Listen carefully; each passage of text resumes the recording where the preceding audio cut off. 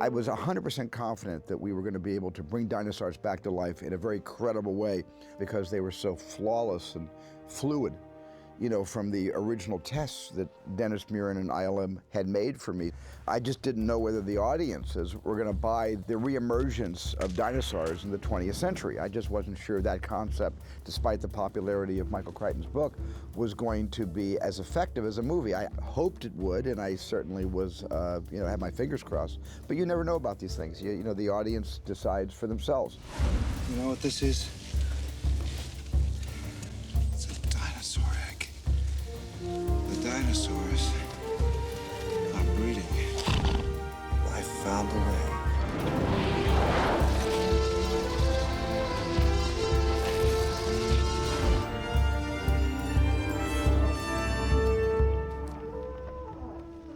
The scary thing about Jurassic Park is we weren't seeing these shots finished until we were well finished with shooting the movie.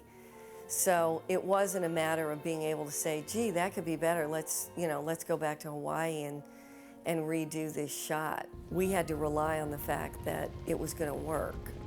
Every time we worked on a shot, it was better than what we'd done before, literally the day before. So we were learning as we were going along. And we didn't know how close we could get on these. Like I said, we started out as a stampede with a lot of animals at a distance. Then we got to being able to, let's try a full Brachiosaurus. As we started to see the very first images, the first one was the giant brachiosaur eating the leaves off of the tree, the very first images that, in fact, our characters see too. This thing doesn't live in a swamp. This thing's got, what, a 25, 27-foot neck? The Brachiosaurus 30. And we worked on it a lot to get everything in place, to get the animal there, to get it rigged and textured to look like it was an actual solid thing. And then we did all the comping. It was digitally composited, so there were no matte lines or anything. And it was pretty shocking. We looked at that and said, oh, my goodness. That is amazing, and that's what, you know, we're here for. And I think one of my satisfactions about Jurassic Park is we'd use this computer technology in the service of storytelling. They're moving in herds. They do move in herds. And we were all as surprised as anybody we could do it. If you'd asked us that like 4 months ago, could we do it? It seemed like probably not. Something's going to go wrong, but we did it. And then from then on, it was doing it for the rest of the shots in the show over the next 5 months or so.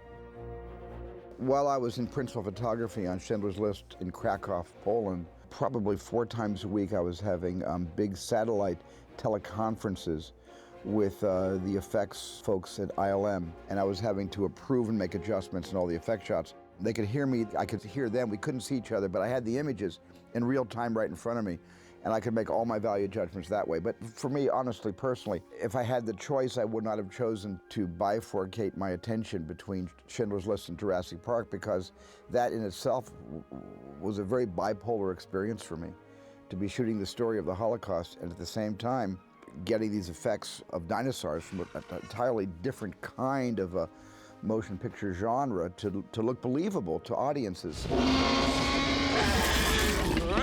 There's a couple different approval processes we need. One is the performance, right, of the creature.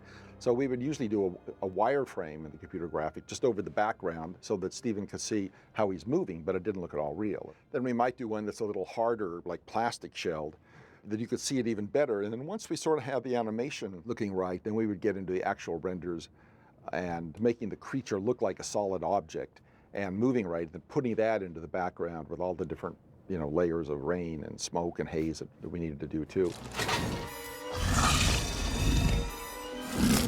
That meant that everybody was seeing the progress we were making in the reality, including us.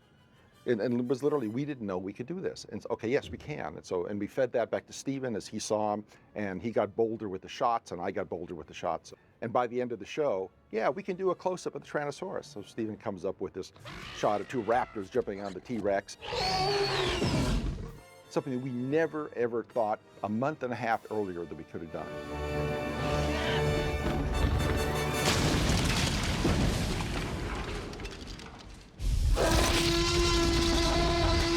I was very, very interested and determined to have Jurassic Park not only have digital dinosaurs, but have the first digital soundtrack. And I pretty much said if Exhibition wants to run Jurassic Park, they're going to have to put in a DTS sound system so they could really hear the movie the way it was intended to be heard. Well, the final mix was full of fun to do sound moments throughout. There's a lot of things in the movie. There's rain, there's a lot of things that are in addition to the dinosaurs. It's an action movie.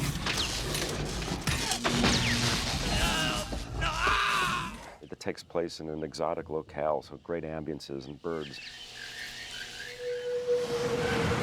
and vehicles.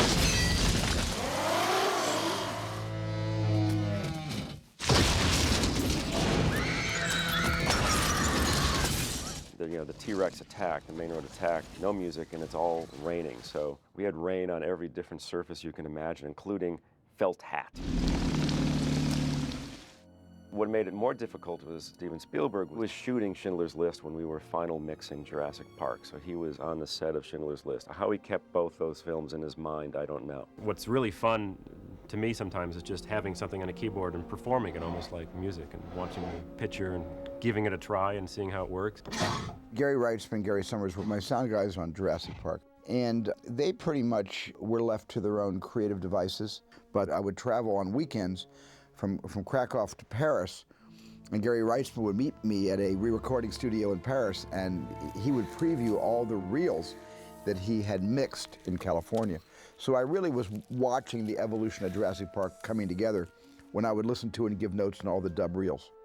It wasn't an ideal scenario as a filmmaker, but he's an extraordinary leader when it comes to organizing the way in which you can really shift your focus from one to the other.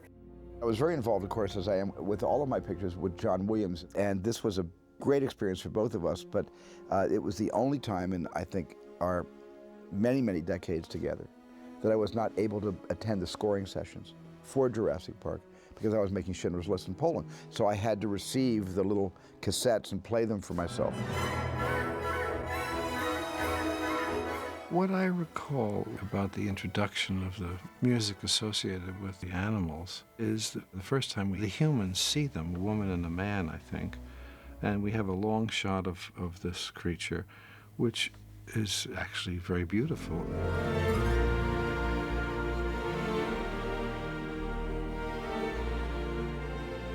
What I try to do with the music is to give a sense of wonder and maybe even with a slight sense of religiosity in this way we would be acculturated to these harmonies and so on, so that the orchestra makes a beautiful statement, that almost like you would enter a cathedral, maybe.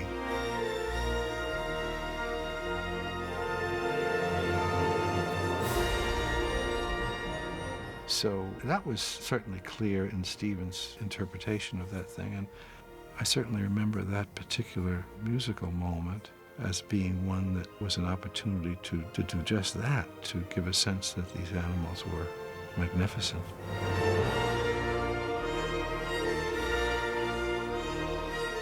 Johnny had previewed the main themes on the piano before I left for Poland, so I knew in principle what the Jurassic Park theme was going to be like, what the Raptor music was going to sound like, and it all sounded great on the piano. And so I was really thrilled when the richness and the depth of that score just really filled my car ride to the location every day. I would actually put the cassette in the car and listen to Johnny's score going to and from location in Poland. I remember particularly the kitchen scene, which is one of the most terrifying scenes I think I've ever seen in a film. And it's scored in a very operatic and dramatic way. And the gestures being operatic, meaning maybe a little bit larger than life. The whole idea was just that. So it was an opportunity again for me to sort of push the orchestral buttons to the limit. That's, for me, part of the great fun and the swashbuckling aspect of what one can do with an orchestra with these kinds of movies.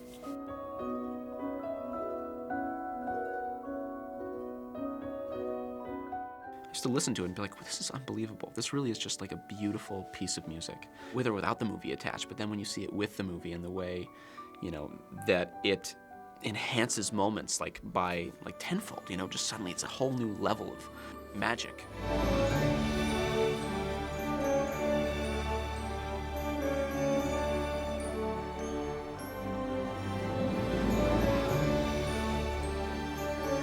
The whole year became kind of like a fever dream in a strange sense. I think I used every ounce of intuition making Schindler's List, and I think I used every ounce of craft to make Jurassic Park. And I think somewhere inside my brain there was a small nuclear explosion. And those final months are very blurry to me. I don't have a lot of real lucid recall to share with you what happened in those final months of post on Jurassic Park. When I saw the film, when he screened it for us for the very first time, it took my breath away. I cried when I saw that image, you know, when the camera pans after I've looked up. We had a Royal Command performance in London, and I sat beside Princess Di. So it was very interesting to watch her, and I think there's a scary bit coming now. Let's see if she jumps, and she'd jump out of her skin. That was, yeah, she was lovely, actually. Kids come up to me all the time, and their parents, and they go, you know, I've seen you 170 times because my child has to put it on every single night. They watch the same movie. It's like Howard Hughes, I forget, he watched one movie every day, didn't he? A movie like this turns all kids into mad, crazed, OCDs, nutcases. They can't stop watching the same movie. I remember being in the theater, scared to death, when Laura Dern says, "We're back in business," and the raptor comes up to the fence behind her. I was able to be an audience member and actually feel it the way it was supposed to be felt. Oh boy, there's nothing like walking out of that movie. I know this. It's all the files of the whole park. I was glad looking back on it after reading Michael Crichton's book and then seeing how my part was changed for Jurassic. Instead of being the younger sister and then the older brother, it was the older sister and the younger brother, and I got to have the expertise in the computers. And I think that inspired a lot of young girls as well to see, okay, I can actually do something that has to do with computers or mathematics and technology and be really effective. You got it! Yes! I definitely look back at Jurassic Park as being the moment when the explosion actually happened. And that's what was so thrilling to be around, because every one of the players, for all their technical prowess, we all led with our emotions and our heart. And I think that's the part that shows up in the movie. I think that the technology is warm in the movie. And I think there's a reason for that, and that's because the process of who was involved. Just think of it as kind of a big cow. Of many of the films I've worked with Steven on, Jurassic was a paradigm shift in terms of recognizing that something had happened in the history of movies, that the way in which we see things, the way in which we can execute things, the ability for your imagination to take that next step toward realizing things that couldn't have been realized as realistically before, that had definitely happened with Jurassic Park. Every movie that I've made has been a learning opportunity. You know, I've learned so much. And you can only learn if you take chances by doing things that no one's ever done before. You can't learn if you just do something that's in standard use. And Jurassic Park was no exception. We all learned so much about how to make that kind of a movie. We had never done anything like Jurassic Park.